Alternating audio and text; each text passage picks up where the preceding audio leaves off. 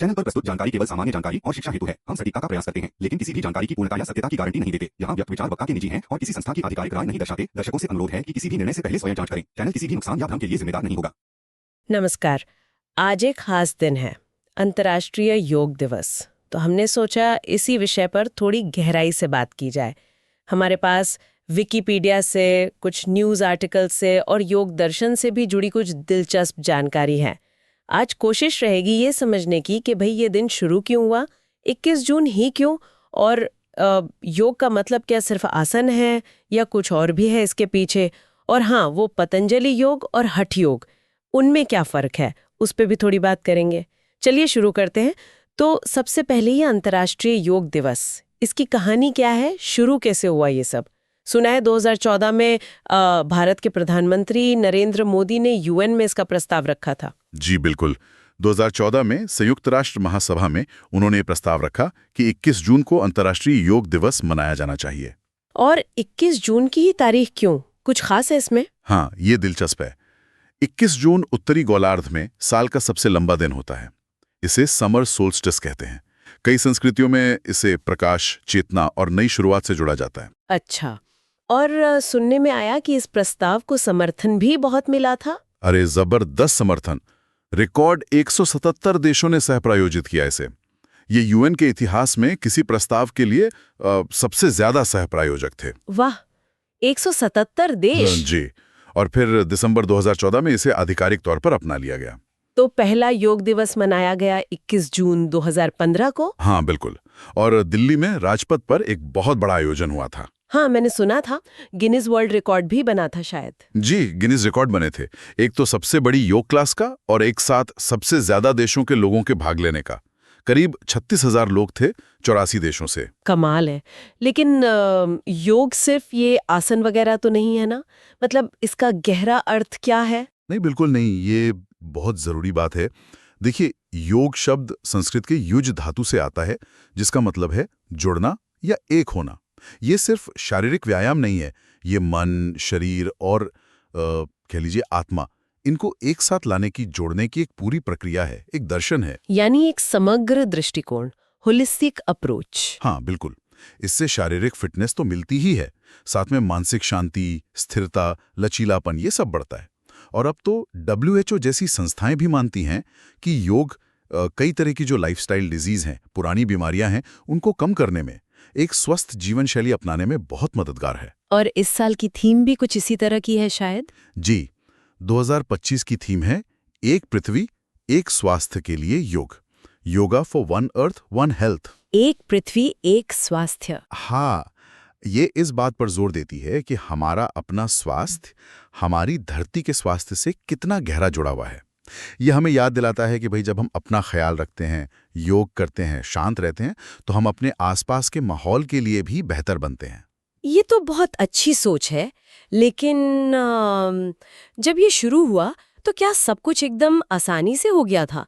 मुझे याद आ रहा है कुछ विवादों की भी बात थी। हाँ, शुरुआत में कुछ मुद्दे उठे थे, जैसे कुछ धार्मिक समूहों ने सूर्य नमस्कार या फिर ओम के जाप पर आपत्ति जताई थी।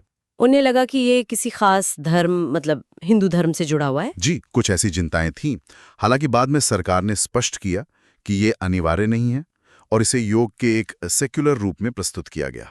अच्छा, और एक बात और भी कही जाती है कि क्या इसके पीछे भारत सरकार का मकसद योग को एक तरह से भारत की सॉफ्ट पावर या सांस्कृतिक संपत्ति के तौर पर दुनिया में स्थापित करना था? प्रचार प्रसार भारत की सांस्कृतिक पहचान को मजबूत करता है, लेकिन इसका वैश्विक स्वास्थ्य लाभ भी एक महत्वपूर्ण पहलू है। सही बात है। अच्छा, इन सब बातों से हटकर एक और गहरा सवाल है। जो योग आज हम देखते हैं टीवी पर, स्टूडियोज में, वो ज्यादातर आसन केंद्रित लगता है। तो क्या ये वही योग है जिसकी बात महर्षि पतंजलि ने अपने योग सूत्रों में की थी? हमने एक स्रोत में देखा, आचार्य प्रशांत का जिक्र था। वो कह रहे थे कि पतंजलि का जोर तो बिल्कुल अलग था। योगश्चित्त वृत्ति निरोधः, मन की वृत्तियों को रोकना। ये बहुत ही अहम मुद्दा उठाया आपने। बिल्कुल सही। महर्षि पतंजलि का जो योग है, जिसे राजयोग या शास्त्रीय योग कहते हैं, उसका मुख्य लक्ष्य ही मन को साधना है, चित्त की वृत्तियों का निरोध।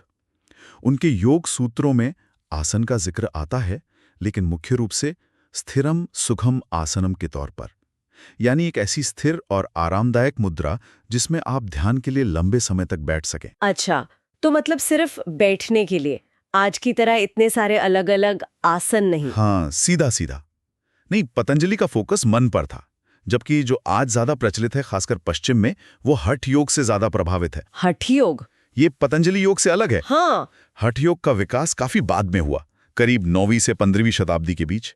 इसके अपने ग्रंथ हैं, जैसे हठ योग प्रदीपिका, घेरंड संहिता वगैरह। हठ योग में शरीर शुद्धि पर बहुत जोर है, जिन्हें षट कर्म कहते हैं। फिर इसमें विस्तृत आसन है, बहुत सारे आसन, और प्राणायाम यानी श्वास नियंत्रण की तकनीकें। तो इसका मकसद क्या है? हठ योग का लक्ष्य है शरीर और ऊर्जा प्रणाली, प्राण, नाड़ियां, चक्र, इनको साधना, इनको तैयार करना, ताकि मन ध्यान और समाधि की उच्च अवस्थाओं के लिए तैयार हो सके। ओह, तो मतलब पतंजलि मन से शुरू करते हैं और हठ योग शरीर से। हाँ, एक तरह से कह सकते हैं। पतंजलि का मार्ग मुख्यतः मानसिक अनुशासन का है।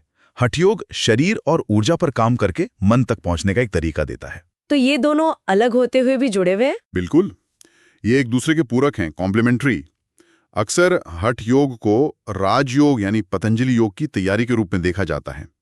राजयोग लक्ष्य है, हठ योग उस तक पहुंचने का एक साधन हो सकता है। ये तो बहुत दिलचस्प है। मतलब आज जो हम ज्यादातर योग देखते हैं वो शायद हठ योग के आसन और प्राणायाम वाला हिस्सा है, और पतंजलि का जो मूल तत्व है, मन को साधना, वो कहीं पीछे छूट गया है या कम फोकस में है? हाँ, ये बात काफी हद तक सही है।